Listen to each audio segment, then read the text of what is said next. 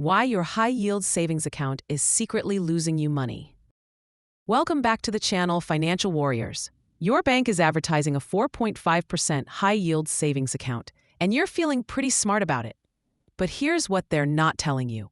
After inflation and taxes, you're actually losing money every single month. I'm about to show you the real math that banks hope you never calculate, and the 3 alternatives that actually build wealth. The truth about high-yield savings. Let's talk about what high yield really means. Right now, the best savings accounts are offering around 4 to 5% annual interest. Sounds great, right? Your money is growing while you sleep. But here's the problem. That's not your real return. First, you're paying taxes on that interest. If you're in the 22% federal tax bracket, which includes anyone making $47,000 to $100,000, your 4.5% return instantly becomes 3.51% after federal taxes. Add state taxes and you're looking at 3% to 3.2% actual return. Second, inflation is eating away at your purchasing power. The current inflation rate is around 3% to 3.5% annually. So your high-yield savings account is barely keeping pace with inflation, and in many cases, you're actually losing buying power. A real example. Meet Jennifer. She's proud of her financial discipline. She's saved $50,000 in a high-yield savings account earning 4.5% annually. That's $2,250 in interest per year, and she thinks she's winning. But let's do the real math. $2,250 in interest earned minus 22% federal tax equals $495 in taxes. Minus 5% state tax equals $112 in taxes.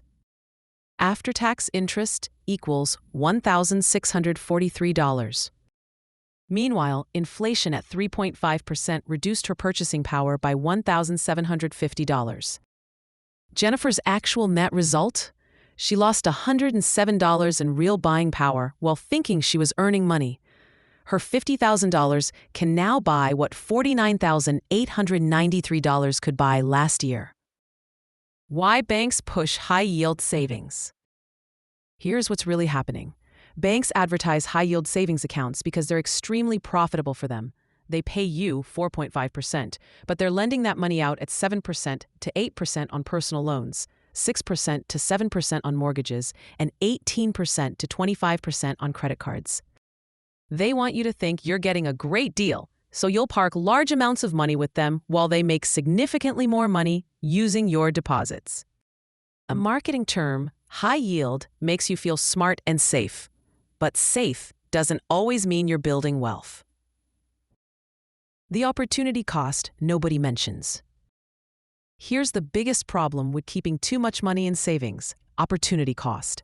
While your money sits earning 3% after taxes, other investments are growing much faster. Over the past 30 years, the S&P 500 has averaged 10% to 11% annual returns. Real estate has averaged 8% to 10% appreciation. Even conservative bond portfolios have averaged 5% to 6%. Let's use Jennifer's $50,000 again. If she kept just $10,000 in savings for emergencies and invested the other $40,000 in a simple S&P 500 index fund. After 10 years in high-yield savings at 3% real return, $53,780. After 10 years in S&P 500 at 10% average return, $103,749. That's a $49,969 difference, nearly $50,000 left on the table by playing it safe. When high-yield savings actually makes sense. Don't get me wrong, high-yield savings accounts aren't evil. They have their place. Here's when you should use them. Your emergency fund, 3 to 6 months of expenses should be in high-yield savings for immediate access. Short-term goals, saving for a down payment in the next 12 to 18 months. Keep it liquid and safe. Your oh crap fund, $1,000 to $2,000 for unexpected car repairs or home emergencies. Everything else? It should be working harder for you. The 3 better alternatives. Alternative 1. Treasury I bonds. These are government savings bonds that adjust with inflation. Right now, they're paying around 5.27%, and the first $10,000 of interest is state tax-free. You can buy up to $10,000 per year per person. The catch? You can't touch the money for 12 months, and if you withdraw before 5 years, you lose the last 3 months of interest. For money you won't need for at least a year, I-bonds crush high-yield savings. Alternative 2. Index funds in a Roth IRA. If you're saving for retirement, a Roth IRA invested in low-cost index funds is unbeatable. Your money grows tax-free forever. A $6,500 annual contribution, growing at 10% for 30 years, becomes $1.13 million, completely tax-free when you withdraw it in retirement. Compare that to keeping it in savings earning 3% real return, $157,000.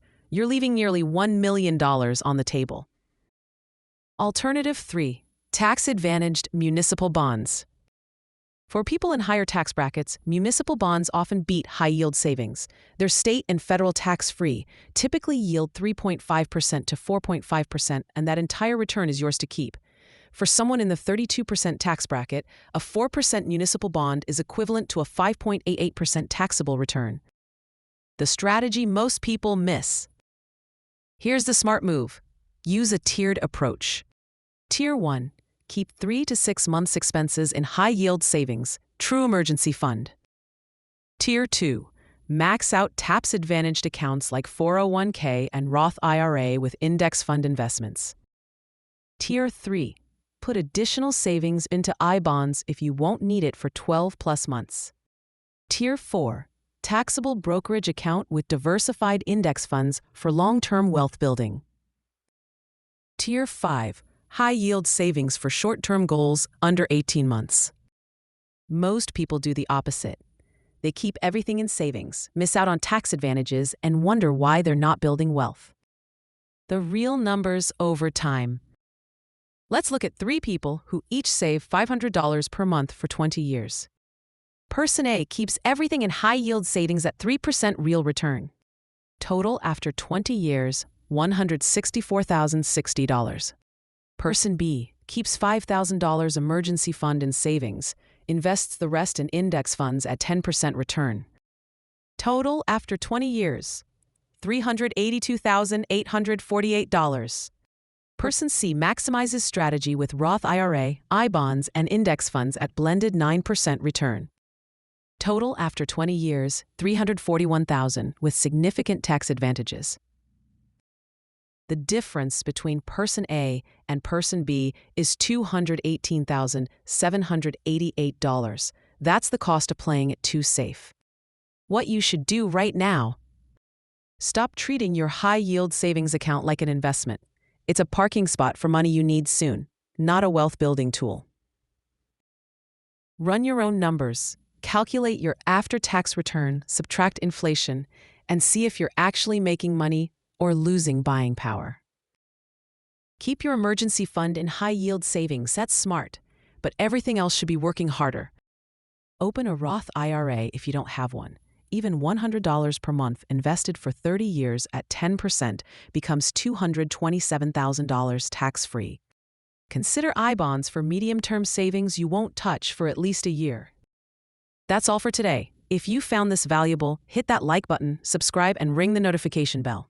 I drop new finance strategies every week that most creators won't tell you about. Also, visit Own Your Finance blog for more in-depth financial tips and hacks, whether it's investments, taxes, home buying, debt solutions, and more. Don't forget to download my free guide, Break Free from the Paycheck to Paycheck Cycle, your 10-step budget system that actually works, and start building real wealth today. Don't miss it. Thanks for watching and have a great day.